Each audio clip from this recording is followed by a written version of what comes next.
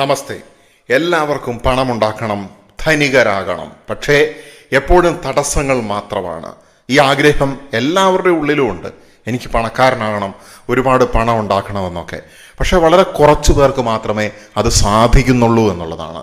പണ്ടൊക്കെയുള്ള ധനികരായിട്ടുള്ള മാതാപിതാക്കൾ അവരുടെ മക്കളെ എങ്ങനെ ഈ പണം നിലനിർത്താം, അല്ലെങ്കിൽ എങ്ങനെ കൂടുതൽ പണം ഉണ്ടാക്കാം എന്നൊക്കെ പഠിപ്പിക്കുന്നതിൽ ഭൂരിഭാഗം മാതാപിതാക്കളും പരാജയപ്പെട്ടു പോയി എന്നുള്ളതാണ് നമുക്ക് മനസ്സിലാക്കാനായിട്ട് സാധിക്കുന്നത്. നമ്മൾ ചരിത്രം നിരീക്ഷിച്ചു കഴിഞ്ഞിട്ടുണ്ടെങ്കിൽ നമുക്കറിയാം. ഇപ്പം നമുക്ക് പരിചയമുള്ളവർ അല്ലെങ്കിൽ നമ്മുടെ തന്നെ കുടുംബങ്ങളൊക്കെ ഒന്ന് എടുത്ത് പരിശോധിച്ച് കഴിഞ്ഞാൽ ഇപ്പോൾ നമ്മുടെ 1-2 തലമുറകൾക്ക് അപ്പുറത്തേക്ക് ചിലപ്പോൾ ഒരുപാട് പണം, ഒരുപാട് ഏക്കർ ലാൻഡൊക്കെ ഉണ്ടായിരുന്ന ആൾക്കാർ ഇപ്പോൾ ചിലപ്പോൾ വെറും സെന്റുകളിലേക്കോ അല്ലെങ്കിൽ ഒരു വീട് പോലും ഇല്ലാതെ വാടകയ്ക്ക് താമസിക്കുന്ന അവസ്ഥയിലൊക്കെ മാറിയിരിക്കുന്ന ഒരു അവസ്ഥ നമുക്ക് കാണാനായിട്ട് സാധിക്കും. അപ്പോൾ എന്തുകൊണ്ടാണ് ഈ പൂർവികർക്ക് അവരുടെ നെക്സ്റ്റ് ജനറേഷനിലുള്ള ആൾക്കാരെ, ഈ ഒരുപാട് ധനം ഉണ്ടായിരുന്ന മാതാപിതാക്കൾക്ക് അവരുടെ അടുത്ത തലമുറയിലുള്ള ആൾക്കാരെ ഈ പണം കീപ്പ് ചെയ്യാനായിട്ട് അല്ലെങ്കിൽ ഈ പണത്തിനെ വർദ്ധിപ്പിക്കാനായിട്ട് പഠിപ്പിക്കുന്നതിൽ അവർക്ക് പരാജയം വന്നു എന്ന് നമുക്ക് പറയേണ്ടതായിട്ട് വരും. അപ്പോൾ ഈ പരാജയം എന്ന് പറയുന്നത് ഒരു ചരിത്രകാലം തൊട്ടേ ഉണ്ടായിക്കൊണ്ടിരിക്കുന്ന ഒരു പ്രശ്നമാണ്. നമ്മളിവിടെ പരിശോധിക്കാനായിട്ട് പോകുന്നത്, ഇപ്പോൾ നമ്മൾ ആരെയും കുറ്റപ്പെടുത്തുകയല്ല. അതായത് എനിക്ക് പണമില്ലാതെയായി അതുകൊണ്ട് മാതാപിതാക്കളെ കുറ്റപ്പെടുത്തുക, അല്ലെങ്കിൽ നമുക്ക് പണമില്ലാത്തതിന് വേറൊരാളെ കുറ്റപ്പെടുത്തുക എന്നുള്ള രീതിയിലല്ല. നമ്മളിതിനെ ഒന്ന് അവലോകനം ചെയ്യാനായിട്ട് പോവുകയാണ്. എന്തുകൊണ്ട് പണം ഉണ്ടാകുന്നില്ല? അപ്പോൾ അത് നമ്മൾ പേരൻ്റ് ആണെങ്കിൽ നമുക്ക് അതിൻ്റെതായിട്ടുള്ള മാറ്റങ്ങൾ വരുത്താനായിട്ട്, ഇനി അതല്ല നമ്മൾ ഒരു രക്ഷകർത്താവിൻ്റെ കീഴിൽ ഉള്ള ഒരു വ്യക്തിയാണെങ്കിൽ നമുക്കിത് മനസ്സിലാക്കാനായിട്ട്, കാരണം എല്ലാവർക്കും തെറ്റുപറ്റും, കാരണം എല്ലാവർക്കും ഈ അറിവുകൾ ഉണ്ടായിക്കൊള്ളണമെന്നില്ല. അപ്പോൾ നമുക്ക് നോക്കാം എന്തൊക്കെയാണ് ഈ പണത്തിനെ ബ്ലോക്ക് ചെയ്യുന്നതായിട്ടുള്ള ഹിഡൻ ഫാമിലി പാറ്റേൺസ്, അല്ലെങ്കിൽ നമുക്ക് കിട്ടുന്നതായിട്ടുള്ള ഈ ബ്ലോക്കേജസിൻ്റെ പ്രധാനപ്പെട്ട കാരണങ്ങൾ എന്തൊക്കെയാണെന്ന് അറിഞ്ഞിട്ടുണ്ടെങ്കിൽ നമുക്കതിനെയൊക്കെ വളരെ ഈസി ആയിട്ട് ഓവർകം ചെയ്ത് പോകാനായിട്ട് സാധിക്കും. ഒന്നാമത്തെ സംഗതി എന്ന് പറയുന്നത് സേഫ് ജോബ് കണ്ടീഷനിങ് ആണ്. അതായത് സ്ഥിരം ആയിട്ടുള്ള സുരക്ഷിതമായിട്ടുള്ള ജോലി എന്ന് പറയുന്ന ആ ഒരു കണ്ടീഷനിങ്. സ്ഥിര ശമ്പളം ഈസ് ഈക്വൽ ടു സുരക്ഷ എന്ന് പഠിപ്പിച്ചിട്ടുള്ള ആ ഒരു പഠിപ്പിക്കല്, റിസ്ക് എടുക്കാനുള്ള ഭയം, ഓപ്പർച്യൂണിറ്റി കാണാതെ പോകുന്നു എന്നൊക്കെ ഉള്ളതാണ് ഇത്തരത്തിൽ വളർന്നു വരുമ്പോൾ ഉണ്ടാകുന്ന കുഴപ്പം എന്ന് പറയുന്നത്. അതായത് സ്ഥിരമായിട്ടുള്ള ശമ്പളം കിട്ടിക്കൊണ്ടിരിക്കുന്നത് മാത്രമാണ് സുരക്ഷിതമായിട്ടുള്ള ജീവിതം. ഇത് കൂടുതലും മുൻപ് അതുപോലെ ജോലി ചെയ്തിരുന്ന മാതാപിതാക്കൾ, അതായത് സ്ഥിരമായിട്ടൊരു സർക്കാർ ജോലിയുണ്ട്, അല്ലെങ്കിൽ മറ്റു രീതിയിലുള്ള ജോലികളിൽ കൂടെ പോയിക്കൊണ്ടിരുന്നു, അല്ലെങ്കിൽ ജീവിതത്തിൽ അസ്ഥിരമായിട്ടുള്ള ജോലികളുടെ ബുദ്ധിമുട്ട് നന്നായിട്ട് അറിഞ്ഞതായിട്ടുള്ള പേരൻസ്, അവരൊക്കെ മക്കൾക്ക് ഈ ഒരു സംഗതി പറഞ്ഞു കൊടുക്കും, സേഫ് ജോബ് കണ്ടീഷനിങ് എന്ന് പറയുന്നത്. അപ്പോൾ ഈ സേഫ് ജോബ്, സ്ഥിര ജോലി ഉണ്ടെങ്കിൽ മാത്രം നിങ്ങൾക്ക് രക്ഷയുള്ളൂ. പക്ഷെ നമ്മൾ സമൂഹത്തിലേക്ക് നോക്കിക്കഴിഞ്ഞിട്ടുണ്ടെങ്കിൽ മനസ്സിലാവും, ചിലപ്പോൾ കൂടുതൽ പഠിച്ചവൻ അല്ലെങ്കിൽ ജോലി മേടിച്ചവനൊക്കെ ജീവിതകാലം മുഴുവൻ, ജീവിതത്തിന്റെ തുടക്കം തൊട്ട് അവസാനം വരെ അവനൊരു സ്ഥിരമായിട്ടുള്ള വരുമാനം കിട്ടുന്നു. പക്ഷെ അവൻ്റെ ഒരു ഫ്രീഡത്തിനെ അവൻ അവിടെ കൊടുക്കുകയാണ്, അവൻ്റെ ടൈമിനെ അവിടെ കൊടുക്കുകയാണ്. രാവിലെ തൊട്ട് വൈകുന്നേരം വരെ ചിലപ്പോൾ ഇഷ്ടമുണ്ടെങ്കിലും ഇഷ്ടമില്ലെങ്കിലും അവൻ്റെ വർക്ക് ചെയ്യേണ്ടതായിട്ട് വരുന്നു. അതുപോലെ തന്നെ അവന് എപ്പോഴും ഒരു മേലധികാരിയെ അനുസരിച്ചുകൊണ്ട് മുന്നോട്ട് പോകേണ്ടതായിട്ട് വരുന്നു.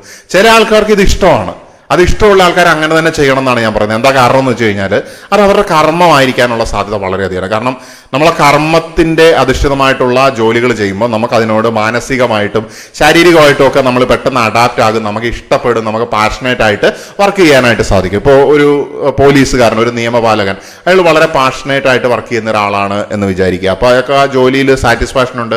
കാരണം ഞാൻ പോലീസുകാരുടെ കാര്യം പറയാം, കാരണം അവർ സാധാരണ മറ്റ് പല സർക്കാർ ജോലിക്കാരെ പോലെ പകല് പോയിട്ട് വൈകുന്നേരം തിരിച്ചു വരുന്ന ഒരു അവസ്ഥയല്ല. അവർ ഏത് സമയത്തും അലേർട്ടായിട്ടിരിക്കുന്നതായിട്ടുള്ള ഒരു ജോലിയാണ് അവർ ചെയ്യുന്നത്. അതിനോട് പാഷം കാണിക്കുക എന്ന് പറഞ്ഞു കഴിഞ്ഞാൽ അതിനെ ശപിക്കാതെ അതിനോട് ആത്മാർത്ഥതയോടുകൂടി ഒരാൾക്ക് ജോലി ചെയ്യാൻ പറ്റുന്നുണ്ടെങ്കിൽ അത് അയാളുടെ കർമ്മമാകാനുള്ള സാധ്യത വളരെ അധികമാണ്. കാരണം നിയമപാലനം എന്ന് പറയുന്ന ആ മഹത്തായിട്ടുള്ള കാര്യം നിലനിർത്തുക എന്നുള്ളതിൽ കോൺട്രിബ്യൂട്ട് ചെയ്യുക എന്നുള്ളതാണ് അയാളുടെ കർമ്മം. ഞാനൊരു ഉദാഹരണം പറഞ്ഞതാണ്. പക്ഷേ ചില ആളുകൾക്ക് ഇങ്ങനെ ജോലി വേണം എന്ന് ചുറ്റിനുള്ള ആൾക്കാർ നിർബന്ധിച്ചതുകൊണ്ട് കഷ്ടപ്പെട്ട് പഠിച്ച് ജോലി കയറി ഒരു താല്പര്യമില്ലാതെ അതിൻ്റെ അകത്ത് നിന്നുകൊണ്ട് ജീവിതം ഇങ്ങനെ ഹോമിച്ചു പോകുന്നത് പോലെയുള്ള തോന്നൽ, ഒരു സന്തോഷവും ഇല്ലാതെ ആ ജോലി മുന്നോട്ട് കൊണ്ടുപോകുന്നതായിട്ടുള്ള അവസ്ഥ. അപ്പോൾ ഇവരെ സംബന്ധിച്ചിടത്തോളമാണ് ഞാനിവിടെ പറയുന്നത് സേഫ് ജോബ് കണ്ടീഷനിങ്ങിൻ്റെ ഒരു പ്രൊഡക്റ്റായിട്ട് നമ്മൾ മാറുന്നുണ്ടോ എന്നുള്ളത് നമ്മൾ ചിന്തിക്കേണ്ടിയിരിക്കുന്നു. അപ്പോൾ പേരൻസ്, കുടുംബക്കാർ, അല്ലെങ്കിൽ ചുറ്റിനുള്ള ആളുകൾ, ബന്ധുക്കൾ, ഇവരൊക്കെ ഈ സേഫ് ജോബ് കണ്ടീഷനിങ് എന്ന് പറയുന്ന സംഗതി നമ്മളിലേക്ക് ഇങ്ങനെ ഫോഴ്സ് ചെയ്യുന്ന സമയത്ത് അതിനെ റെസിസ്റ്റ് ചെയ്താൽ നിങ്ങൾ അനുസരണയില്ലാത്തവൻ അല്ലെങ്കിൽ അനുസരണയില്ലാത്തവൾ അല്ലെങ്കിൽ അഹങ്കാരി എന്നുള്ള വിളി കേൾക്കാനുള്ള സാധ്യത വളരെ അധികമാണ്. കാരണം അവർ പഠിപ്പിക്കുന്നതിനെ അല്ല നിങ്ങൾ ഫോളോ ചെയ്യുന്നത് എന്നുള്ളത് അവർ പെർസീവ് ചെയ്യുന്നുള്ളതാണ്. കാരണം അവരെ സംബന്ധിച്ച് അതാണ് നല്ലതെന്നാണ് അവർ ധരിച്ചു വെച്ചിരിക്കുന്നത്. മക്കളും അങ്ങനെ സേഫ് ആണെന്നാണ് അവർ പഠിപ്പിച്ചുകൊണ്ടിരിക്കുന്നത്. പക്ഷേ യഥാർത്ഥത്തിൽ അഭിരുചിക്കനുസരിച്ചിട്ടുള്ള ഒരു ട്രെയിനിങ് ആണ് കൊടുക്കേണ്ടത് എന്നുള്ളത് ഇന്നത്തെ പുതിയ തലമുറയിൽപ്പെട്ട മാതാപിതാക്കൾ പോലും അറിയത്തില്ലാത്തൊരു കാര്യം തന്നെയാണ്. അപ്പോൾ നിങ്ങൾ പ്രായപൂർത്തിയായിട്ടുള്ള ഒരു വ്യക്തിയാണ് എന്നുണ്ടെങ്കിൽ നിങ്ങൾക്ക് സ്വയം ചിന്തിക്കാവുന്നതാണ്, ഈ പറഞ്ഞതാണോ ശരി. കാരണം ഈ പറഞ്ഞതിൻ്റെ ഇൻഫ്ലുവൻസ് എന്ന് പറയുന്ന ഒരുപാട് പകുതിയോളം വയസ്സായാൽ പോലും അതിൻ്റെ ഉള്ളിൽ കിടക്കും എന്നുള്ളതാണ്. അപ്പം എനിക്കെന്തോ മറ്റവരെ പോലെ ആകാൻ പറ്റിയില്ലല്ലോ എന്നോർത്തുള്ള ദുഃഖം. ഇനി ജോബ് കിട്ടിക്കഴിഞ്ഞാൽ ഇഷ്ടമുണ്ടെങ്കിലും ഇഷ്ടമില്ലെങ്കിലും അത് ചെയ്യേണ്ടതായിട്ടുള്ള ഒരു അവസ്ഥ, ഇതൊക്കെ ഈ സേഫ് ജോബ് കണ്ടീഷനിങ്ങിന്റെ റിസൾട്ടായിട്ട് വരുന്ന കാര്യങ്ങളാണ്. അപ്പൊ ഇങ്ങനെ സേഫ് ജോബ് കണ്ടീഷനിങ്ങിന്റെ അടിമയായി പോയിട്ടുള്ള വ്യക്തിയെ സംബന്ധിച്ചിടത്തോളം അവൻ അത്രയും കാലം വന്നതത്രയുമായിട്ടുള്ള കാലഘട്ടത്തിൽ നടന്നതത്രയുമായിട്ടുള്ള വഴികളിൽ കണ്ടിട്ടുള്ളതായിട്ടുള്ള ഓപ്പർച്യൂണിറ്റീസ് ഒന്നും അയാൾക്ക് ഉപയോഗിക്കാനായിട്ട് പറ്റുന്നില്ല എന്നുള്ളതാണ്, റിസ്ക് എടുക്കാനായിട്ട് പറ്റുന്നില്ല എന്നുള്ളതാണ്. കാരണം ഓൾവേസ് സേഫ്റ്റിയാണ് മുഖ്യം എന്നാണ് അവർ വിശ്വസിച്ചിരിക്കുന്നത്. ഇനി അടുത്തതായിട്ടുള്ള മാതാപിതാക്കൾ എന്ന് പറയുന്നത് സ്കേഴ്സിറ്റി പാരന്റിംഗ് ആണ്. അതായത് എപ്പോഴും സ്കേഴ്സിറ്റി അല്ലെങ്കിൽ തികയാത്ത അവസ്ഥ, ദാരിദ്ര്യ അവസ്ഥ, പണം പോരാ പണം പോരാ പണം പോരാ എന്നുള്ള വർത്തമാനം പറയുന്ന ആൾക്കാർ. അവർ ചിലപ്പോൾ കഴിക്കുന്ന ഭക്ഷണത്തിന് കണക്ക് പറയും. അതുപോലെ തന്നെ അവർ എന്തെങ്കിലും ഒരു പണം നിങ്ങളെ പഠിപ്പിക്കാനായിട്ട് ചിലവാക്കിയിട്ടുണ്ടെങ്കിൽ അതിന് കണക്ക് പറയും. നിങ്ങൾ ചെറുപ്പം തൊട്ട് വളർന്നു വരുന്നതായിട്ടുള്ള എല്ലാ സാഹചര്യങ്ങളിലും കണക്കുകൾ കേട്ട് മാത്രം വളരുന്നതായിട്ടുള്ളൊരവസ്ഥ. പണമില്ല പണം പോരാ എന്നുള്ള വർത്താനം കേട്ട് വളരുന്ന ഈ കുട്ടികളും അങ്ങനെയായി മാറാനുള്ള സാധ്യത വളരെയധികമാണ്. ഇതും അടുത്തതായിട്ട് ധനത്തിന്റെ ഒഴുക്ക് ആഗമനത്തിനെ ബ്ലോക്ക് ചെയ്യുന്നതായിട്ടുള്ള അടുത്ത ഒരു ഹിഡൻ ഫാമിലി പാറ്റേൺ ആണ്. ചെലവാക്കരുത്, പണം പോരാ എന്നുള്ള സ്ഥിരം കേട്ടുകേൾവിയായിട്ടാണ് ഇവർ വളർന്നുകൊണ്ടിരിക്കുന്നത്. അതുകൊണ്ട് തന്നെ ഇവരുടെ മൈൻഡ് സെറ്റ് എപ്പോഴും സർവൈവ് മോഡിലായിരിക്കും, ഗ്രോത്ത് മോഡിലേക്ക് ഇവർ വരുന്നില്ല എന്നുള്ളതാണ്. അതുകൊണ്ട് തന്നെ അവരുടെ ജീവിതത്തിൽ നിന്ന് ഒരിക്കലും ഈ പറയുന്ന പോരാ പോരാ പോരാ എന്നുള്ള അവസ്ഥ അവസാനിക്കുന്നില്ല. ജീവിതകാലത്തിൽ എത്ര പഠിച്ചാലും ഏത് രാജ്യത്തെത്തിയാലും എന്ത് ജോലി ചെയ്താലും പണം പോരാ, പണം തികയുന്നില്ല, പണം വേണം, ഈ ഒരു പല്ലവി മാത്രമായിരിക്കും കേട്ടോണ്ടിരിക്കുന്നത്. അപ്പോൾ ഇത് അടുത്തതായിട്ട് നമ്മൾ ഫാമിലീസിൽ കാണുന്നതായിട്ടുള്ള ഒരു നമ്മുടെ ധനത്തിനെ നമ്മൾ കൊണ്ടുവരുന്നതിനെ തടയുന്നതായിട്ടുള്ള അടുത്തതായിട്ടുള്ള ഒരു കാര്യമാണ്. നമ്മൾ ഇതിനെയും തീർച്ചയായിട്ടും ഓവർകം ചെയ്യണം. നമ്മൾ സ്കേഴ്സിറ്റി മൈൻഡ് സെറ്റിൽ നിന്ന് നമ്മൾ ഗ്രോത്ത് മോഡിലേക്ക് മാറണം എന്നുള്ളതാണ്. അതാണ് ഇതിനെ ഓവർകം ചെയ്യാനുള്ളൊരു വഴി എന്ന് പറയുന്നത്. അടുത്തതായിട്ടുള്ള മാതാപിതാക്കൾ എന്ന് പറയുന്നത് വിസിബിലിറ്റി ഫിയർ ഉള്ള മാതാപിതാക്കളാണ്. അവരെ സംബന്ധിച്ചിടത്തോളം അവർ മക്കളെ പുറംലോകമായിട്ട് കണക്ട് ചെയ്യുന്നില്ല. പുറത്തു പോകരുത്, അധികം കമ്പനി കൂടരുത്, ആളുകൾ എന്ത് വിചാരിക്കും, ആളുകൾ എന്ത് പറയും, ഇങ്ങനെയുള്ള മാതാപിതാക്കളെ സംബന്ധിച്ചിടത്തോളം ഈ കുട്ടികൾക്ക് അവസരങ്ങൾ മനസ്സിലാക്കാനും നെറ്റ്വർക്ക് ബിൽഡ് ചെയ്യാനുള്ള അവസരം കൊടുക്കുന്നില്ല എന്നുള്ളതാണ്. ചിലപ്പോൾ ഈ മാതാപിതാക്കൾ ചിലപ്പോൾ ഇൻട്രോവേർട്സ് ആയിട്ടുള്ള ആൾക്കാരായിരിക്കും, അല്ലെങ്കിൽ അതുപോലെ കുറച്ച് അന്തർമുഖ സ്വഭാവമുള്ള ആൾക്കാരായിരിക്കും. പക്ഷെ മക്കൾ ചിലപ്പോൾ വേറൊരു പേഴ്സണാലിറ്റി ആയിരിക്കും. കാരണം നമ്മൾ എത്രയോ തലമുറകൾ കഴിഞ്ഞ് വന്ന ആൾക്കാരാണ്. ഏത് സൈഡിൽ നിന്ന് വേണമെങ്കിലും നമ്മളെ DNA ഇൻഫ്ലുവൻസ് ചെയ്യുന്നുള്ളതാണ്. അപ്പോൾ ഈ മക്കൾ വളരെ എക്സ്ട്രോവേർട്ടഡ് ആയിട്ടുള്ള മാതാപിതാക്കളുടെ പേഴ്സണാലിറ്റിയിൽ നിന്ന് ഒത്തിരി വ്യത്യാസമായിട്ടുള്ള കുട്ടിയെ ഈ മാതാപിതാക്കൾ അവരെ പോലെ തന്നെ കൊണ്ടുപോകണം. വിസിബിലിറ്റി ഫിയർ ആണ്. മറ്റുള്ളവരുമായിട്ട് ഇടപെടുന്നത് പേടി, അവർ പറ്റിക്കുവോ ഇവർ പറ്റിക്കുവോ, ഇങ്ങനെ പേടിപ്പിച്ച് വളർത്തുന്ന സമയത്ത് ഈ മക്കൾക്ക് നെറ്റ്വർക്ക് ബിൽഡ് ചെയ്യാൻ കഴിയാതെ വരുമെന്നുള്ളതാണ്. അതുകൊണ്ട് തന്നെ പല രീതിയിലുള്ള ഓപ്പർച്യൂണിറ്റികളെ ഉപയോഗിക്കാൻ പറ്റാതെ വരുന്നുള്ളതാണ്. പല രീതിയിലുള്ള ഗ്രോത്ത്, ആ ഒരു പൊട്ടൻഷ്യലിനെ ആക്വയർ ചെയ്യാൻ പറ്റാതെ വരുന്നുള്ളതാണ്. എക്സ്പോഷർ ഇല്ല, നെറ്റ്വർക്ക് ഇല്ല, അതുകൊണ്ട് തന്നെ വർക്ക് ഫ്ലോ തടസ്സപ്പെടുന്നു. അങ്ങനെ സംഭവിക്കുന്ന സമയത്തും ഈ പറയുന്ന ഫിനാൻസ് അല്ലെങ്കിൽ പണത്തിനെ ആഗമനം ചെയ്യാനുള്ള, സ്വീകരിക്കാനുള്ള കഴിവ് വ്യക്തികൾക്ക് കുറയും എന്നുള്ളതാണ്. അപ്പൊ ഇങ്ങനെയുള്ള ആളുകൾ എന്ത് ചെയ്യണം?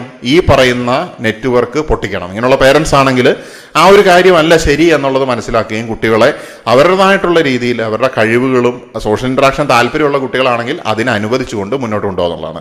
ഇനി കുട്ടി ഇൻട്രോവേർട്ട് ആയിട്ടുള്ള ഒരാളാണെങ്കിൽ നമ്മൾ ഈ ഒരു കാര്യം എന്താ പറയുക, നമ്മളൊന്നും തടയുന്നില്ല, കുട്ടിയുടെ കഴിവും താല്പര്യവും അനുസരിച്ചിട്ട് അതിന് സപ്പോർട്ട് കൊടുക്കുക എന്നുള്ളതാണ് പ്രധാനപ്പെട്ട കാര്യം. ഇനി അടുത്തതായിട്ടുള്ള പേരൻസ് എന്ന് പറയുന്നത് ഹാർഡ് വർക്ക് പേരൻസ് ആണ്. ഹാർഡ് വർക്ക് എന്ന് പറഞ്ഞിട്ടുണ്ടെങ്കിൽ സഫറിങ് ബിലീഫ്, അതായത് ഒരുപാട് കഷ്ടപ്പെട്ടാൽ മാത്രമേ പണം ഉണ്ടാവുകയുള്ളൂ, ഒരു കാര്യമില്ലാതെ കഷ്ടപ്പെട്ടുകൊണ്ടിരിക്കുകയാണ്. ശരിക്കും നമ്മൾ പണക്കാരെയൊക്കെ നോക്കി കഴിഞ്ഞിട്ടുണ്ടെങ്കിൽ ഒരുപാട് കഷ്ടപ്പെട്ട വ്യക്തികളാണോ യഥാർത്ഥത്തിൽ പണക്കാരായിട്ടുള്ളത്? അതോ സ്മാർട്ടായിട്ടുള്ള ആശയങ്ങളുമായിട്ട് ലോകത്ത് വന്ന് ലോകത്തിന്റെ ആവശ്യത്തിനെ നിറവേറ്റുന്ന ആൾക്കാരാണോ ഒരുപാട് പണക്കാരായിട്ടുള്ളത് എന്ന് ചിന്തിച്ചിട്ടുണ്ടെങ്കിൽ നമുക്ക് മനസ്സിലാക്കാനായിട്ട് സാധിക്കും. കഷ്ടപ്പെട്ടവനല്ല, it is not about hard work, it's about smart work. ഇനി എൻ്റെ ഭാഷ പറഞ്ഞിട്ടുണ്ടെങ്കിൽ it's about multi dimensional work എന്നുള്ളത് തന്നെയാണ്. അപ്പൊ കഷ്ടപ്പെട്ടാൽ മാത്രമേ പണം വരുള്ളൂ എന്ന് ചിന്തിക്കുന്ന സമയത്ത് ഈ സ്മാർട്ട് വർക്കിനെ കുറിച്ച് ചിന്തിക്കുന്നില്ല. കഷ്ടപ്പാട് അത് ഈക്വൽ ടു പണം, എന്നാൽ മാത്രമേ പണമുള്ളൂ എന്നാണ് ഈ പേരൻസ് പഠിപ്പിക്കുന്നത്. ഞങ്ങൾ ജീവിതത്തിൽ ഒരുപാട് കഷ്ടപ്പെട്ടുള്ള ആൾക്കാരാണ്, അതുകൊണ്ട് നിങ്ങളും അതേപോലെ കഷ്ടപ്പെടണം. പക്ഷേ സ്മാർട്ടായിട്ട് പണം ഉണ്ടാക്കാനുള്ള വഴി, അതിനുള്ള കഴിവുള്ളൊരു കുട്ടീനെ ആയിരിക്കും ഈ പേരൻസ് അങ്ങനെ ലിമിറ്റ് ചെയ്യുന്നത്. അടുത്തതായിട്ടുള്ളത് മണി ഗിൽറ്റ് പാറ്റേൺ ആണ്. അതായത് ഈ പണം എന്ന് പറയുമ്പോൾ അതിനെ കുറ്റബോധമായിട്ട് കണക്ട് ചെയ്തേക്കാണ്. നീ കൂടുതൽ പണം ഉണ്ടാക്കിയാൽ, അല്ലെങ്കിൽ നീ എല്ലാം കൈവശം വെച്ചിരിക്കുന്നു, അല്ലെങ്കിൽ നിനക്ക് ഒരുപാട് പണം ഉണ്ടായാൽ അതെന്തോ ഒരു കുറ്റബോധം ഉണ്ടാക്കുകയാണ്. ഒത്തിരി പേര് കഷ്ടപ്പെടുന്നുണ്ട്, ഇത്രയും പണം നമുക്ക് ആവശ്യമില്ല, അത് കൂടുതലാണ്. കാരണം ഇങ്ങനെ ഉണ്ടാകുന്ന സമയത്ത് ഈ കുട്ടികൾ ചിന്തിക്കുന്ന ഒരു കാര്യം എന്ന് പറയുന്നത്, പണം ഉണ്ടാക്കി തുടങ്ങുമ്പോൾ തന്നെ അവർക്കൊരു ഗിൽറ്റായിരിക്കും. ഞാൻ കൂടുതൽ ഉണ്ടാക്കുന്നുണ്ടോ, എന്നാൽ പിന്നെ കുറേ പണം പള്ളിക്ക് കൊടുത്തേക്കാം, കുറേ പണം മതത്തിന് കൊടുത്തേക്കാം, കുറേ പണം ചുറ്റിനും വന്ന് ചോദിക്കുന്നവർക്കൊക്കെ കൊടുത്തേക്കാം. അവസാനം ഇവൻ്റെ കാര്യം എന്താകും? ഇവൻ്റെ കയ്യിൽ പണമില്ലാത്തൊരവസ്ഥയിലേക്ക് വരുന്നുള്ളതാണ്. ആർക്കും കൊടുക്കേണ്ടതല്ല ഞാൻ പറയുന്നത്. അതിനപ്പുറത്തേക്ക് ഈ പറയുന്ന മണി ഗിൽറ്റ്, പണം ഉണ്ടാക്കുന്നത് ഒരു കുറ്റമാണെന്നുള്ള രീതിയിൽ ഒരിക്കലും പഠിപ്പിക്കരുത്. കാരണം ഒരുപക്ഷെ അങ്ങനെ പഠിപ്പിക്കുന്ന മാതാപിതാക്കൾ ചിലപ്പോൾ അവര് കുറ്റബോധം തോന്നുന്ന എന്തെങ്കിലും വഴി കൂടെ പണം ഉണ്ടാക്കിയത് കൊണ്ടായിരിക്കാം അങ്ങനെ പറയുന്നത്. അപ്പോൾ ആ ഒരു കാര്യം കുട്ടികളിൽ, അല്ലെങ്കിൽ ഈ പറയുന്ന പണത്തിനെ ബ്ലോക്ക് ചെയ്യുന്നതായിട്ടുള്ള ഒരു കാര്യം തന്നെയാണ്. അപ്പോൾ അതിൻ്റെ അപ്പുറത്തേക്ക് അതിനെ മറികടക്കുക എന്നുള്ളത്, ഈ പറയുന്ന ഈ ഹിഡൻ പാറ്റേൺസിനെ മറികടന്ന് കഴിഞ്ഞിട്ടുണ്ടെങ്കിൽ തീർച്ചയായിട്ടും നമുക്ക് മണി ഫ്ലോ നമ്മുടെ ജീവിതത്തിലേക്ക് ഉണ്ടാകുന്നുള്ളതിൽ യാതൊരു സംശയവുമില്ല.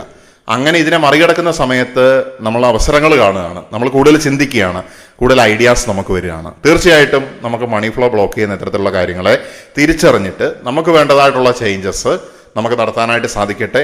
ഒരുപാട് പണം പ്രപഞ്ചം നിങ്ങളിലേക്ക് ഓൾറെഡി തന്നു കഴിഞ്ഞു, നിങ്ങൾ അതിനെ എടുക്കേണ്ട ആവശ്യമില്ല, നിങ്ങൾ അലോ ചെയ്താൽ മാത്രം മതി എന്ന് പറഞ്ഞുകൊണ്ട് തൽക്കാലത്തേക്ക് തുടരുവാൻ വേണ്ടി നിർത്തുകയാണ്. നമസ്തേ.